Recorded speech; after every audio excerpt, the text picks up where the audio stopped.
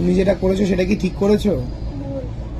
তুমি আমার মানুষজন সামনে আসবে, সামনে আসলে কি করবে? তাকে থাপ্পড় মারবে? ক্ষমা চাবো, ক্ষমা চাবে? কিভাবে ক্ষমা চাবে? পা ধরে, যে আমার ভুল হয়ে গেছে, আমি আর কখনো করবো না, তুমি আমাকে ক্ষমা করে দাও। এটা বলবে?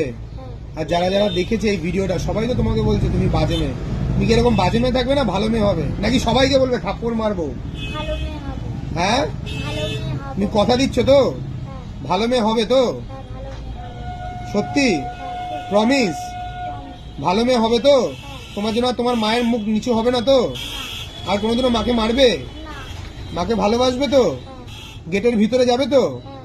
সবার সামনে বলো আমাকে ক্ষমা করে দাও কাকিমা। আমাকে ক্ষমা করে দাও কাকিমা। আমি এই কথাটা ওকে এর জন্যই শিখিয়ে বলছি, তার কারণ ও সরিটুকুই জানে, ও সরির মানেও জানে না যে সরি মানে ক্ষমা করে দেওয়া। তো আমি এর জন্য ওকে এটা ওকে বলতে বলছি। তার কারণ ছোট বাচ্চা নিষ্পাপ ফুলও, আমি ওকে কখনোই বলবো না ও সবকিছু জেনে এসছে। ওর পরিস্থিতি ওকে বাধ্য করেছে। এই পরিস্থিতিটা পিছনে 37 মিনিট ভিডিও রয়েছে, সেটা আমি আপলোড করব, সেটা দেখবেন কেন ও এরকম ব্যবহার করছে। কিন্তু ওকে একবার ক্ষমা করে দিন। ও আমার কাছে 7 মাস পড়ুক কি 7 বছর পড়ুক, কথাটা সেটা নয়। ওর ভুল হয়েছে, সব থেকে বড় ভুল বড়দের সাথে মুখে মুখে তর্ক করা। আর ওর মার ভুল যে বাঁচাতে চেয়েছে তাকেই অপমানিত করা, অপদস্থ করা। সেটা ওর মার শারীরিক কিছু সমস্যা, মানসিক কিছু সমস্যা, সেটা ওর মা বলেওছে। এবং ওর ছোটবেলাটা, নিশার ছোটবেলাটা একদমই ভালো ছিল না। যেটা 8 ঘন্টার কথায় শুনলাম, 8 ঘন্টাতে তো একটা 9 বছরের জীবন কাহিনী শোনা যায় না। 8 ঘন্টা একটা মানুষকেও বিচার করা যায় না।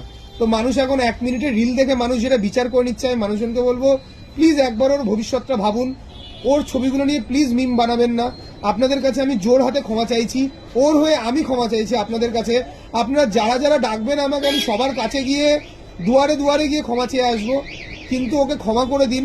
আমি ওর স্যার, ও আমার কাছে 7 মাস পড়ুক কি 6 মাস পড়ুক, হাতের একটা আঙুল নষ্ট হলে যেরকম তাকে কেটে বাদ দেওয়া যায় না, সেরকমই একটা মেয়ে, সে তার মানসিক পরিস্থিতির জন্য কিংবা তার সাংসারিক পরিস্থিতির জন্য তার ব্যবহার খারাপ হয়েছে, তার জন্য তাকে পাঠশালা থেকেও বাদ দিয়ে দেওয়া যায় না।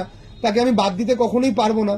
তো আমি যেরকম ওর স্যার, ওর গার্জিয়ান, ওর অভিভাবক, 7 মাসের জন্য 7 মাসের অভিভাবকত্ব হলেও 7 মাসেরই ওর অভিভাবক। কিন্তু আমিও চেষ্টা করব ওকে একটু স্পেশাল কেয়ার দেওয়ার। এবং আমিও সকলের কাছে ক্ষমা চেয়ে নিচ্ছি ওর এই ব্যবহারের জন্য।